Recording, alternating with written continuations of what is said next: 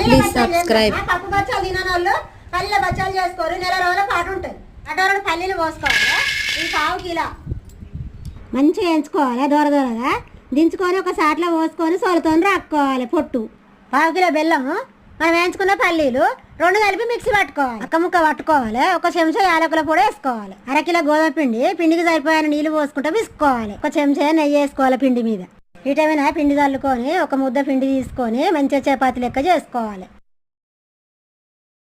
చపాతీ గుండగా చేసుకొని 2 చెంచాల పల్లి పొడి పోసుకొని చుట్టుకొని ముద్ద లెక్క చేసుకోవాలి. పీట మీద మళ్ళీ ఇంత పిండి పోసుకొని ముద్ద పెట్టి మంచిగా కోలతోటి మంచిగా దాల్చుకోవాలి.